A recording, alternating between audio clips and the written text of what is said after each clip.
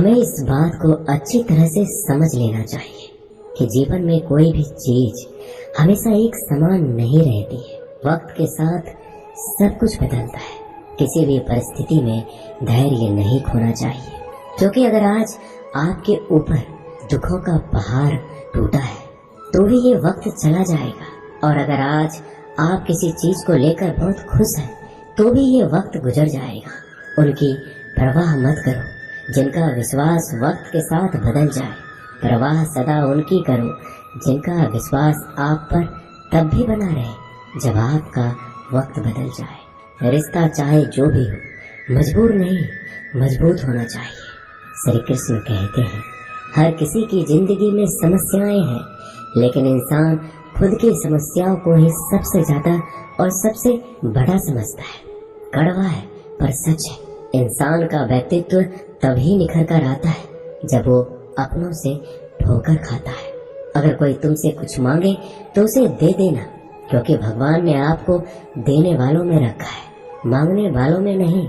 अगर जिंदगी में सुकून चाहते हो तो लोगों की बातों को दिल से लगाना छोड़ दो, क्योंकि जिंदगी आगे बढ़ने का नाम है, रुकने का नहीं।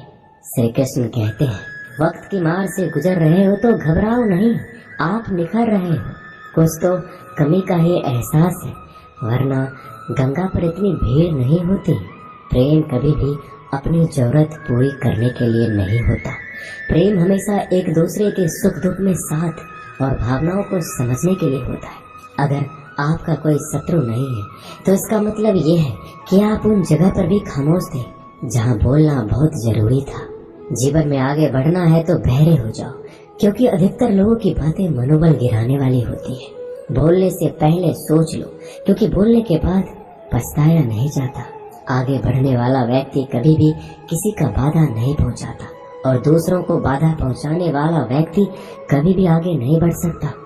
ईश्वर के प्रेम में जो रोने का आनंद है, वह संसार की माया में हंसने का भी नहीं है। दरिया बनकर किसी को डुबाने से अच्छा है कि जरिया बनकर किसी को बचाया जाए। लोग आपको जरा सी बात पर छोड़ देते हैं, और श्री कृष्ण जरा सी प्रार्थना से आपका हाथ थाम लेते हैं। उनकी बातों की तरफ जरा सा भी ध्यान मत दीजिए जो आपके पीठ पीछे आपकी चुगली करते हैं। इसका सीधा सा अर्थ है कि आप उनसे 2 कदम आगे हैं।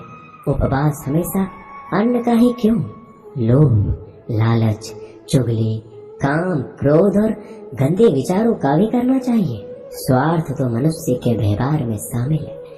बारिश रुक जाने के बाद छाता भी उसे बुझा लगने लगता है। भरोसे में सावधानी आवश्यक है, क्योंकि कभी कभी खुद के दांत जीव को ही काट लेते हैं। अर्जुन ने 10 लाख सैनिकों को त्याग करके श्री कृष्ण को चुना। ये विश्वास का उत्तम उदाहरण है। संभाल कर रखी हुई चीज और ध्यान से सुनी गई बात कभी भी काम आ सकती है। जो लोग आपके जज्बातों की कदर नहीं करते, उन्हें अलविदा कहने में कोई बुराई नहीं। जीवन में त्याग के बिना कुछ भी पाना आसान नहीं है।